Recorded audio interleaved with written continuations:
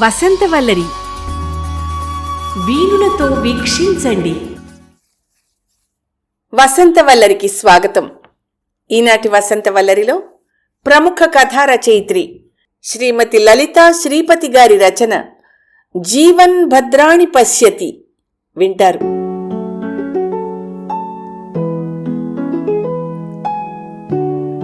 ఛే, వేధవ బతుకు, చచ్చిపోవాలి. నేనెందుకు పనికిరాని వాణ్ణి. నా ఉద్యోగం నేను సరిగ్గా చేయలేను, ఒక టీం చేత పని చేయించలేను. నా వల్ల కంపెనీకి, టీంకి, అందరికీ నష్టమే. ఎవ్వరికీ ఉపయోగపడిన నేనెందుకు బతకాలి? అవును, చావే నా సమస్యలకి పరిష్కారం.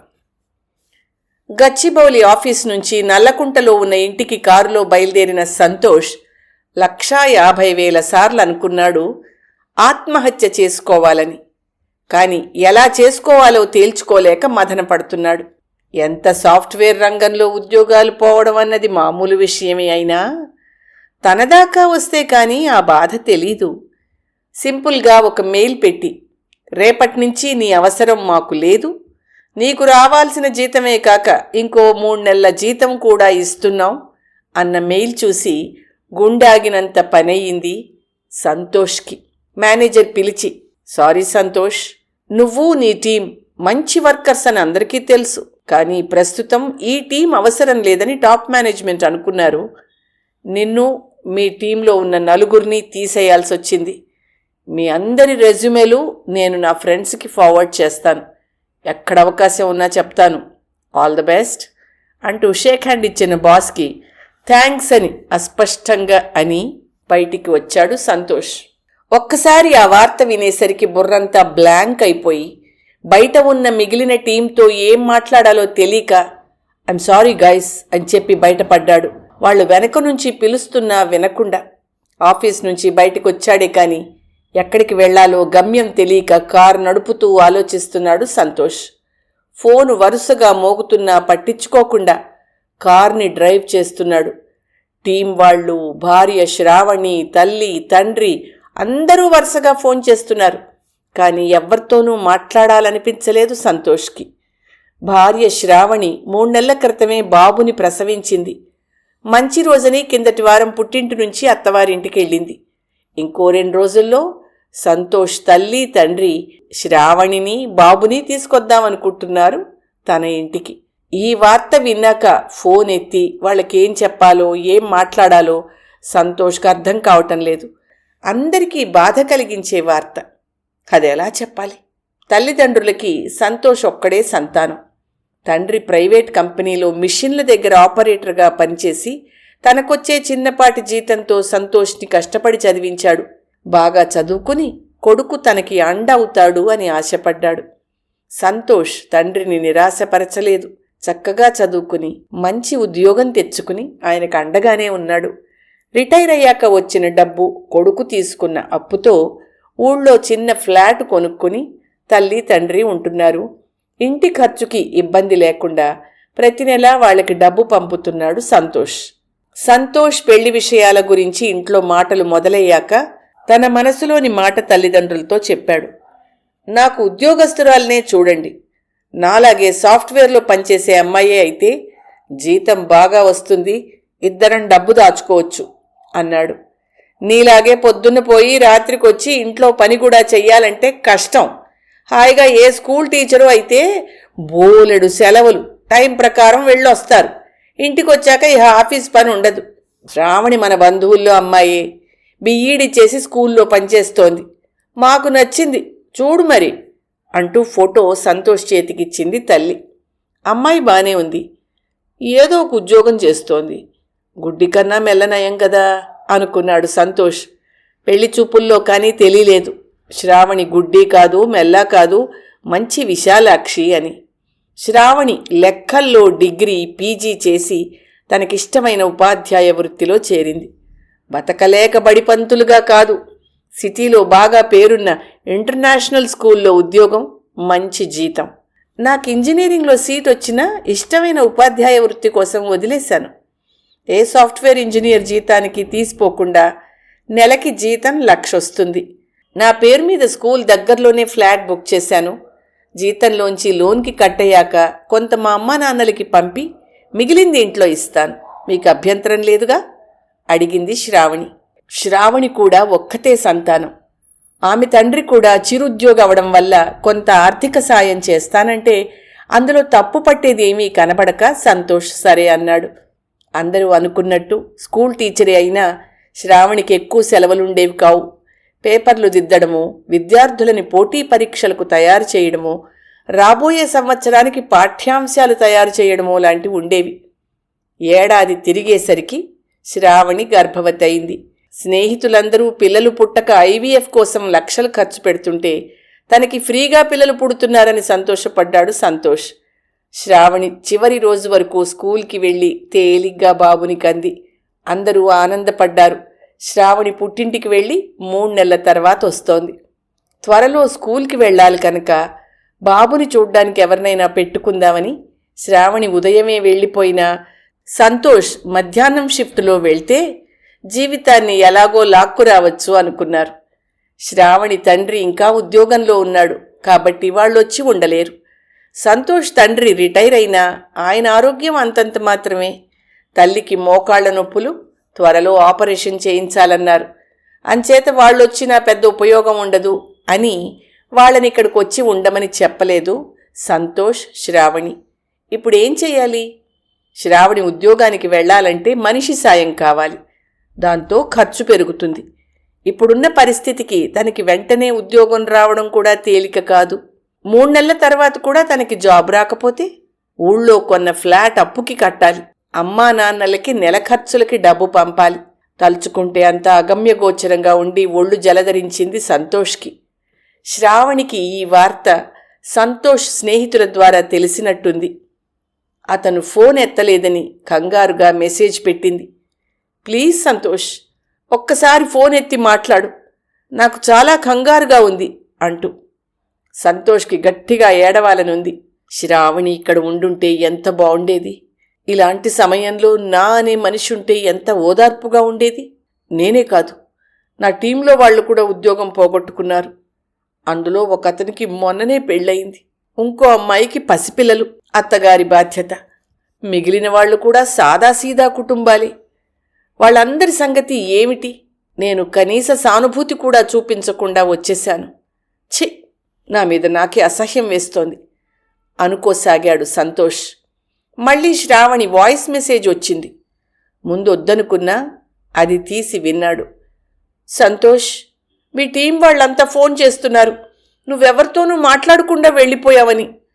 ప్లీజ్ సంతోష్, నేను చెప్పేది విను. ఇప్పుడున్న ఉద్యోగాలకి హైర్ అండ్ ఫైర్ మామూలే కదా. నాకు ఉద్యోగం ఉంది, నీకు కూడా 1-2 నెలల్లో వచ్చేస్తుంది మరో ఉద్యోగం.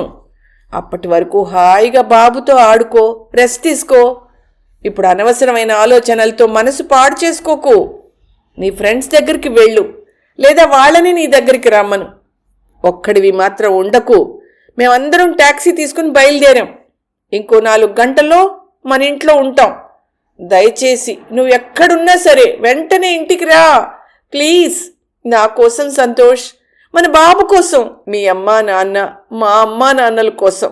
ఏ నిర్ణయమైనా తీసుకునే ముందు నీ చుట్టూ ఎన్ని జీవితాలు ముడిపడ్డాయో గుర్తుపెట్టుకో. తర్వాత శ్రావణి ఏడుపు, తల్లి తండ్రి ఆమెని ఓదార్చడము వినిపిస్తున్నాయి. ఆలోచనలోంచి బయటపడి చూస్తే తాను నెక్లెస్ రోడ్డు దాటి వచ్చాడు. కారు పక్క కాపి ఇందులో దూకేస్తే అనుకున్నాడు. అనుకుని అలా చూస్తూ నిలబడ్డాడు. పక్కనే ఎక్కడో మైక్లోంచి సుందరకాండ పురాణం వినిపిస్తోంది. లంకలో సీత కోసం గాలిస్తూ హనుమంతుడు ఓ దశలో విసిగి వేసారిపోయాడు. తీవ్ర నిరాశకు లోనయ్యాడు. చనిపోదామనుకున్నాడు.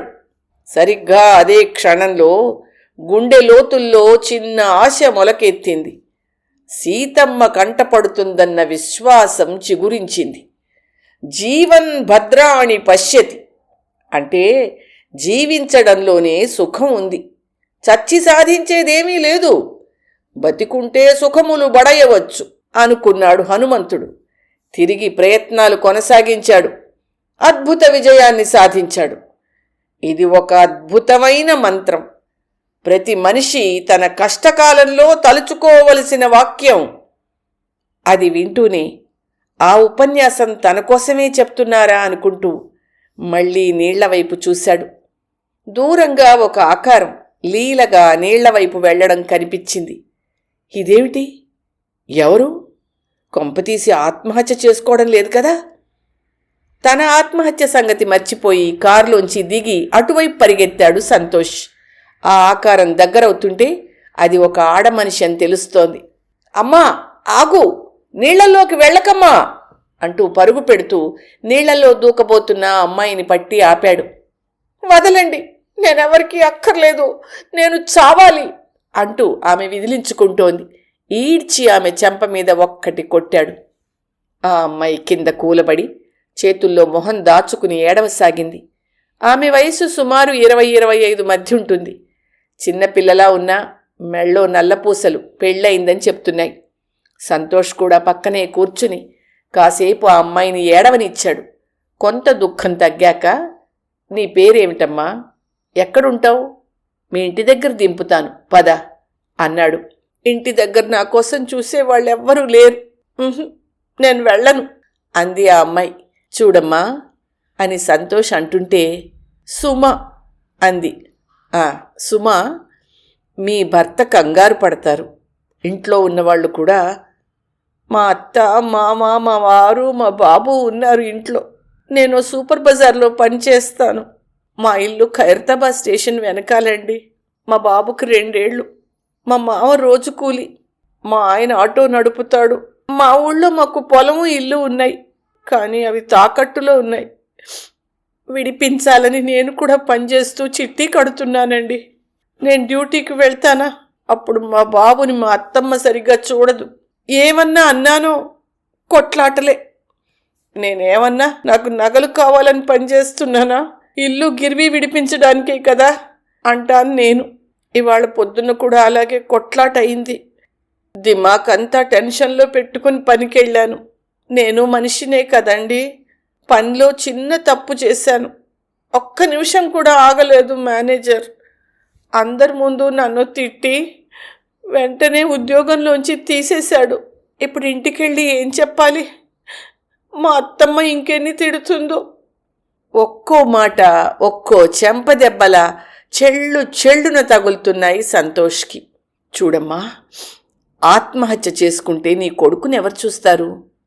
నువ్వున్నప్పుడే చూడని మీ అత్త చూస్తుందా? నీ శవం దొరకగానే ముందు నీ భర్తని పోలీసులు పట్టుకుపోతారు. తల్లి లేక తండ్రి జైల్లో ఉంటే నీ కొడుకు ఏమైపోతాడో ఆలోచించావా? చూడమ్మా సుమ, మనందరి జీవితంలోనూ ఎప్పుడో ఒకప్పుడు బతుకు మీద విరక్తి వస్తుంది, చనిపోవాలనిపిస్తుంది. కానీ ఒక్క నిమిషం ఆలోచిస్తే మనం చేసుకునేది ఆత్మహత్య కాదు, హత్య. మన కుటుంబం మొత్తాన్ని హత్య చేసినట్టే. నీ విషయమే తీసుకో. నీ భర్తనే కాదు, నీ అత్తమామల్ని కూడా పోలీసులు తీసుకెళ్తారు. నీ తల్లిదండ్రులకి ఇప్పటి వరకు నీ భర్తతో ఏ సమస్య లేకపోయినా నీ చావుకి అతన్నే కారణం చేస్తారు. అతనితో పాటు నీ అత్త కుటుంబం అంతా జైల్లో మగ్గాలి. నీ ఒక్కదాని ప్రాణం తీసుకున్నా ఉన్నవాళ్లు జీవచ్ఛవాల్లా బతుకుతారు. సంతోష్ మాటలతో సుమ భయంగా వణికిపోసాగింది. అమ్మో, నేను ఇంటికెళ్ళాలి, నా బాబుని చూడాలి ఏడుస్తూ అంది. రామ్మ, మీ ఇంటి దగ్గర నేను దింపుతానుగా అంటూ కారు ఎక్కించుకుని సుమ ఇంటికి వెళ్ళాడు. కారు దిగేసరికి ఆమె అత్తగారు బాబునెత్తుకుని పరిగెత్తుకొచ్చింది. ఎక్కడికి పోయావే దొంగ మొహందానా? ఏమయ్యావో అని భయంతో చస్తున్నావు. నీ మామ నీ మొగుడు నిన్ను ఎతకనీకి తల ఆ దిక్కుకి పోయారు. పసివాడు ఏడ్చి ఇగో ఇప్పుడే పడుకున్నాడు అంటూనే సుమని కావలించుకుంది అత్త. అత్త తిట్లు దీవెనల్లా వినిపించాయి సుమకి. సుమ కూడా అత్తమ్మా అంటూ ఆమెను పట్టుకుని బాబుని తీసుకుంది. వెంటనే సుమ అత్తమ్మ కొడుక్కి భర్తకి ఫోన్ చేసి సుమ వచ్చిన విషయం చెప్పింది. వాళ్ళు దగ్గరలోనే ఉన్నారో ఏమో వెంటనే వచ్చేశారు. సుమ భర్త సాయి ఎక్కడి పోయావు అని కోపంగా అంటే సుమ కనిపించలేదన్న బాధ అతని గొంతులో కనిపించింది. నన్ను క్షమించండి, నేను నా సమస్యలతో ఆత్మహత్య చేసుకుందామని ప్రయత్నిస్తా ఉంటే నన్ను క్షమించండి. నేనేవో నా సమస్యలతో ఆత్మహత్య చేసుకుందామని ప్రయత్నిస్తూ ఉంటే సుమ నన్ను రక్షించిందండి. నా వల్లే ఆమెకు లేట్ అయింది. కానీ నా కళ్ళు తెరిపించి నా ప్రాణం కాపాడింది అని సంతోష్ వాళ్లతో చెప్తుంటే సుమ బిత్తరపోయి ఏదో చెప్పబోయింది. వారించాడు సంతోష్. నువ్వు చెప్పేది నాకు తెలుసు సుమా. నువ్వు నాకు దేవుడిచ్చిన చెల్లివమ్మా. నువ్వు నాకంతసేపు నచ్చ చెప్పి అలసిపోయావు. ఇంకా మాట్లాడకుండా లోపలికి వెళ్ళి విశ్రాంతి తీసుకో. నేను నా భార్యని తీసుకుని రేపు మళ్ళీ వస్తాను. నీ రుణం తీర్చుకోలేనమ్మా సుమా అంటూ సాయికి సుమ మావగారికి నమస్కారం చేసి బయటికొచ్చాడు సంతోష్. కారులో కూర్చుని జరిగిన విషయాలు నెమ్మదిగా నెమరు వేసుకున్న సంతోష్కి అనిపించింది, నిజంగానే దేవుడు తనని ఆత్మహత్య నుంచి కాపాడ్డానికి ఆ పురాణం వినిపించడం, సుమ తన కంటబడడం చేశాడేమో. వెంటనే శ్రావణికి ఫోన్ చేశాడు. ఫోన్ కలవలేదు. మళ్ళీ తల్లికి తండ్రికి చేశాడు. బహుశా వాళ్ళు ప్రయాణంలో ఉన్నారేమో, సిగ్నల్ లేదేమో అంటూ మళ్ళీ చేశాడు. ఒక్క రింగ్ వచ్చి మళ్ళీ పోతోంది. అంతలోనే ఫోన్ రింగ్ అయింది. శ్రావణి అంటే అవతల నుంచి తెరలుగా ఏడుపు. స్పీకర్లో పెట్టినట్టుంది. తల్లి ఏడుపు గొంతు వినిపించింది. కన్నా అంటూ. అమ్మా, నేను బాగున్నానమ్మా. నేనే పిచ్చి పని చెయ్యను. దేవుడు ఒక అమ్మాయి రూపంలో నన్ను కాపాడాడమ్మా. అమ్మా, నేను ఇంటికొచ్చేస్తున్నాను. మీకోసం చూస్తూ ఉంటాను. ఇంకా మాట్లాడలేక పెట్టేశాడు సంతోష్. మళ్ళా మోగింది ఫోన్. ఈసారి టీం వాళ్ళు. ఏంటి బాస్, నువ్వు చాలా కంగారు పెట్టావు మమ్మల్ని. నీ సపోర్ట్ ఏదో మాకుంటుంది అనుకుంటే నువ్విలా చేసావేమిటి? టీంలో ఉండే అమ్మాయి అడుగుతోంది. సారీ సంధ్య, నిజానికి నేను మీకు ధైర్యం చెప్పాల్సింది. భయం బాధతో ఏం చేస్తున్నానో అర్థం కాక పారిపోయాను. నిజం ఒప్పుకున్నాడు. ఓకే, నేను ఇంటికే వెళ్తున్నాను, కలుద్దాం అందరం అని ఫోన్ పెట్టేయబోతుంటే ఇంకో కొలీగ్ సురేష్ ఫోన్ అందుకుని మాట్లాడాడు. ఏంట్రా సంతోష్, మేము అసలు విషయం చెప్పేలోగా పొద్దునే పారిపోయావు. ఇప్పుడేమో ఫోన్ పెట్టేస్తావా? మన ఉద్యోగాలకి సెక్యూరిటీ లేదు, ఎప్పుడైనా తీసేయచ్చు అని. ఈ నెల కాకపోతే పై నెల, ఈ ఉద్యోగం కాకపోతే ఇంకోటి.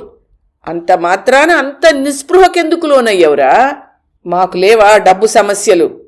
మనలో ఎవ్వరమూ ధనవంతులం కాదు. కంప్యూటర్ మీద చెయ్యి ఆడితే గాని డొక్కాడని జీవులంరా.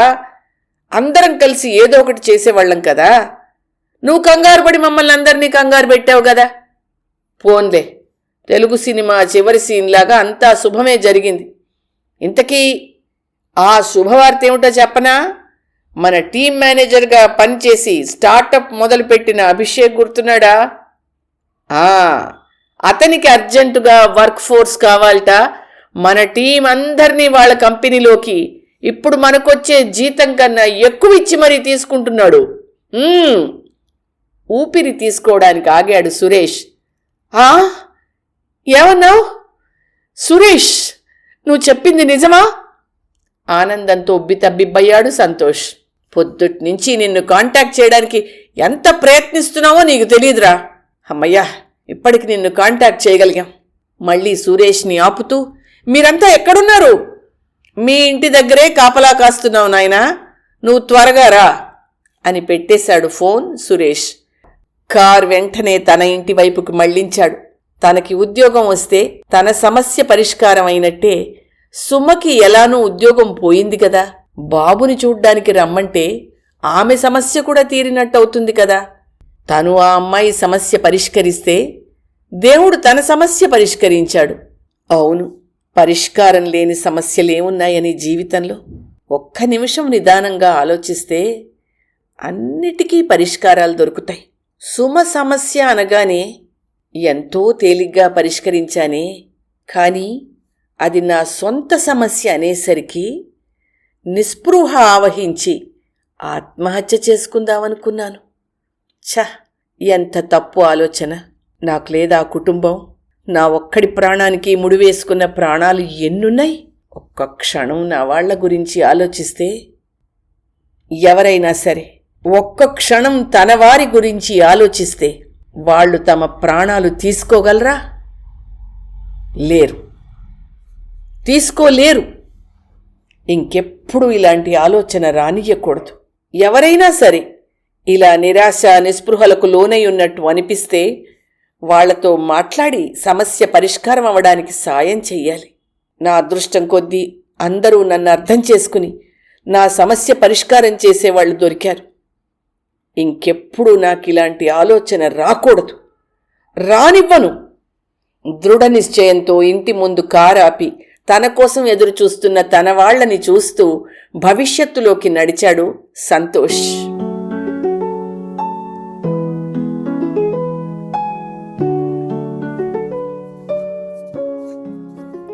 వసంతవల్లరిలో ప్రముఖ కథారచయిత్రి శ్రీమతి లలితా శ్రీపతి గారి రచన జీవన్ భద్రాణి పశ్యతి విన్నారు.